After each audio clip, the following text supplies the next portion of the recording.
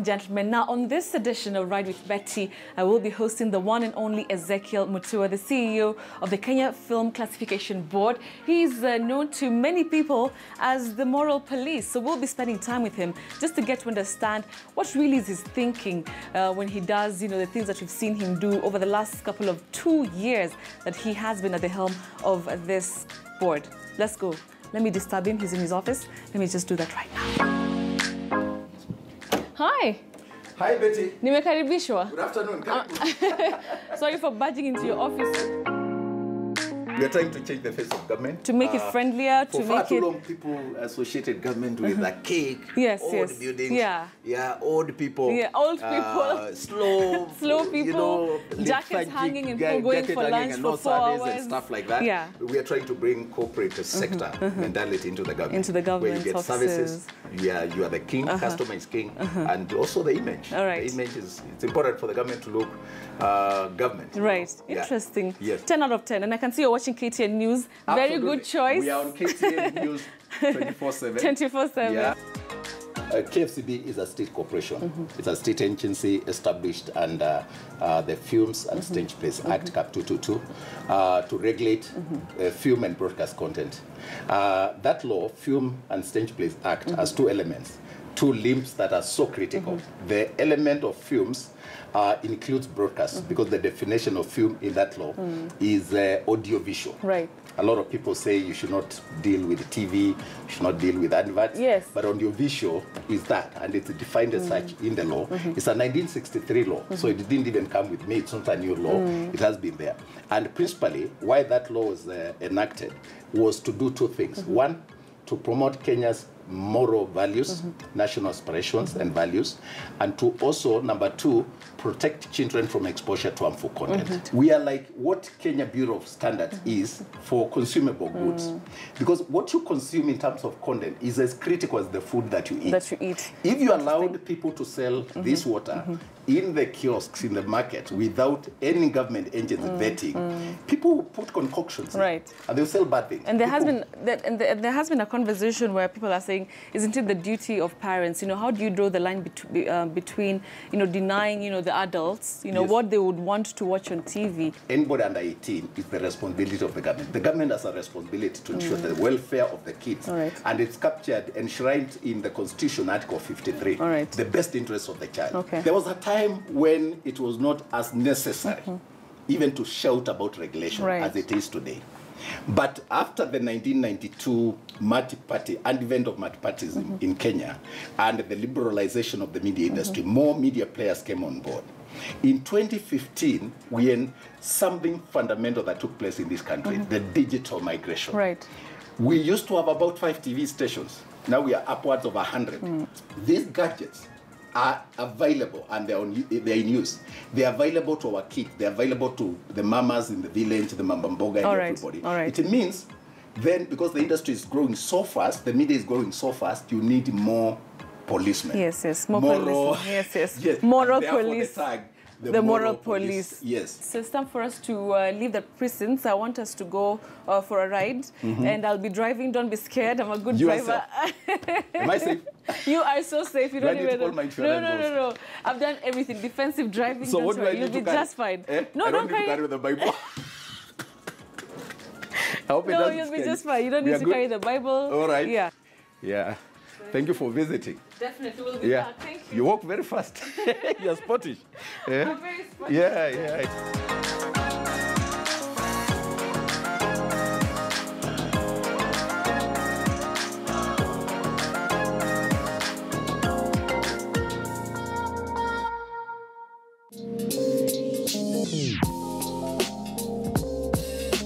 So this is one of the few times that, I will open the door for you. This is the one we will use? Yes. Wow. Thank you, Betty. It's straight from the showroom. Thank you. Wow. Hey.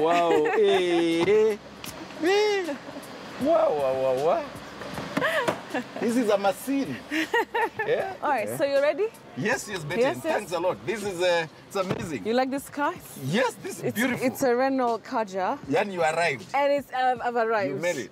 You know, we fly low. To God be the glory. Amen to that. Yeah, this one is where we pray before we start. You want to pray? Yes, do you normally Betty. pray before you drive? Because don't be scared. No, I'm not doing it too. Yes. Okay, let's although I'm a bit scared though. What music do you like? Rumba, R&B, Me, hip-hop? I'm gospel, but when I'm with my wife, we have our own stuff. What stuff? What stuff? Like the Marvin Gaye? No, not quite. No? Okay. Just checking. We enjoy music. Okay. There's one for Dolly and Kenny Rogers. Okay, yeah, they've done a collab. So you like a bit of the country music? Yeah, country music. Right. And Whitney Houston. Right. Michael Jackson's a bit of... Michael Jackson too. Yesterday I was giving a speech at Kenya Institute of Curriculum Development, and I quoted Michael the Jackson. Man in the Mirror. The Man in the and Mirror. The people are shocked. Yeah. Do you know Chris Brown? Yes. You know Chris Brown? Yes, I can even unleash some few tunes of his. No way. Yes, I do. Do you know Dr. Dre? I'm a conservative with liberal tendencies. I can't believe you know. Okay, great. And I do life, Yeah. I like it. I'm really coveting this car. This is beautiful. Yeah, it's beautiful. Thank you. And one of the things that I used to advocate when I was the Secretary General of KUJ is for journalists to be able to have this kind of life. Right. That time we used to live in the glory of the byline. Yes. So you have a big story by Betty Chalo. Yes. But you are riding on a matatu. On a matatu. Yeah, and it used to offend me. I used to pray that a time will come when journalists will be driving this kind of machines. Kabisa. My prayers are answered. Thank you. Betty, Yeah, we're driving in your car. You're driving, actually. I'm driving. I don't drive. Don't you worry. Okay. I'm driving. But Can I have my bodyguard But just at the to back? let you know that there's a car in front of us and another car behind us. But is it possible to have my bodyguard at the back? Just in case. You're sure about yourself? You'll be fine. Okay. Trust me, you'll be fine. You'll arrive alive and well and happy. All right.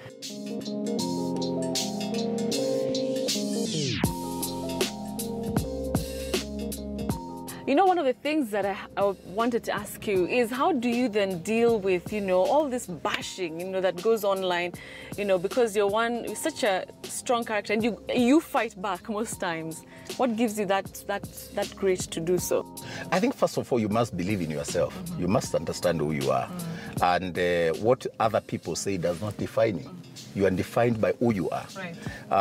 And sometimes I think it's not important to think about reputation. One of the things that motivate me is that when people talk, is this: you are doing something. Yes. Yeah, you're doing something. When I became #1 and topped in my school throughout in my primary school, people were saying, but they come from such a poor family. Yeah, when does he even read? Yeah. And that would even motivate me to do better. I started taking responsibilities when I was young. I was a school head boy of my school. Leadership comes with criticism. So I learned it when I was in my teens. And I think that helped me. Throughout my schooling life, I was a prefect. School captain. Even when I did my A-levels in Tala High School, I was the school captain for Tala High School and the CU chairman at the same time. When I was in KU, chairman. That's I was the Christian Union chairman. Yes. So somehow I learned to receive criticism, and I also interacted with good people who helped me to know that criticism does not kill you. You learn from it. Right. It's not bad for people to criticize you. Yes, so I take it positively. You take it positively. There are times when you know they don't know you, so that should not bother you because they don't know you. Right. There are times when it's not even true. There are times when they are right. You goof, you make a mistake, and you need to correct and you learn from it. Right. You reconcile with God and yourself. And you live immediately and go on. Okay. I've made terrible blunders in life. In fact, I always say I'm a child of second chances. So many of them. But I learn from mistakes. But a lot of people, a lot of stuff that people say, and a lot of things you see on the media, they're not true. So they don't define They're not true. They don't define When you talk about things I've seen, so when I was, just preparing for this conversation, there was this story about, a screening, an illegal or what can I call it? Screening of a movie. A screening of a Watu Wote movie. So what happened? I had no interest and I did not screen. Oy. That's the truth. Simply put. But I really marketed Watu Wote. I really supported. We meant to buy tickets for all of them. And we paid for transport and accommodation in Nevada. We supported them and we wish them well. We did not mean to breach any copyright law. Right. They could have their own issues, the crew and the producers. We don't want to get involved because I'm not the copyright board. For sure. Yeah, but we did screen illegally. Interesting. Yes. So, you know, I wasn't even going to bring up the issue to do with the passport, but what happened to that? That became such a big issue. I remember we were talking about it earlier on before we got into the car. There are things that people say that they really amplify the wrong thing, small things. Right. Like now that one, the problem was that I was being invited by Google for a major conference, and there was a narrative here that I was homophobic, that I was raining terror on gay content and stuff like that. And they were taking community this issue of me going to the US, that was the initial matter. So I never saw the diplomatic passport. Mine was about that we are going to have a conversation on how to keep kids safe online, and that people should follow the example of Google. Right. So that was the story. I never saw the diplomatic outshining. And this is a problem with the media that I keep correcting you guys, that we should not amplify the side shows. We should look at the story. The story there was about me attending a meeting in Google, working with other agencies on a program called Web Rangers, which is to give kids information and empower them with information or to stay safe online. Okay. That was the idea. That was the idea. But now when I posted and I realized, I looked at the reactions, I actually deleted it. It was not a big issue. And I traveled and came back and it died a natural death. Interesting. So you've again brought up another issue, and that is, of course, the lesbians and gay community, in the country, feeling that you are against them, and they're saying that it's my right, whatever I want to do with my life. I don't know what your stand truly is about the LGBT. Let me tell you, there is a real danger about that debate. It's not a debate we can sweep under the carpet. You know why? We must discuss homosexuality because it's a big deal. Right. It's a big deal because nations are not geographical regions. Nations are the populations, the people and their culture and beliefs. We do not, as a country, embrace homosexuality. In Africa, it's only South Africa that recognizes same-sex marriage. In Kenya, it doesn't. Our penal code, our laws on marriage, is a union between two people of the opposite sex. So when we bring this debate in a subtle manner that is likely to be emulated and picked by kids, we are actually undermining our future. Because if a man and a man marry, where will you get kids from? Right. But there's also the other parallel conversation that things are changing, and things are not the same as they used to be in the years before. So what do you do then? Is it about talking to to your children and ultimately letting them just learn that okay, this is right, this is wrong, this is just on their own? Absolutely, and I agree with you. Right. I think the misconceptions aside, we've never quite banned any gay content. What we do is to raise a debate. First, was it classified? Right. Because if it's classified for adults, it's a different story. Yes. Then we would just be too keen on theaters to ensure that they don't show it to children. Yes. But if they're showing it and they never brought it for regulation, it even falls under the same regulation like any other movie, gay or otherwise. So first of all, the debate comes under regulation. Did you comply? And it's not just gay people. If you look at the conversation, the controversy we had with South Soul, it was not about Melanie per se. It was about, why did you make the video without coming to the board? Why, but isn't it that now that they're exercising their creative aspect of being artists? Yes, but the law, if you're buying a car, Betty, you know the requirements.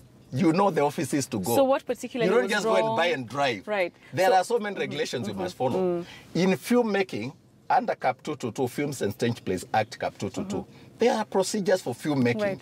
The moment you're making a film, you're supposed to obtain a filming license from Kenya Film Classification Board. Then you go, you make the movie, then you bring it for classification, rating and classification. And this happens to all content? But sometimes, like now on that issue of South Soul, I love them and I support them. And mine was, to whom much is given, much is expected.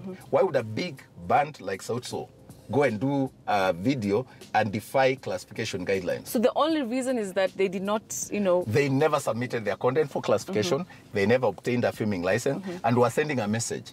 And we're saying in other countries, superstars are subjected to regulation. Right. Michael Jackson used to appear in court of allegations of child molestation. You don't say, it's a superstar, leave him alone. Yeah. No.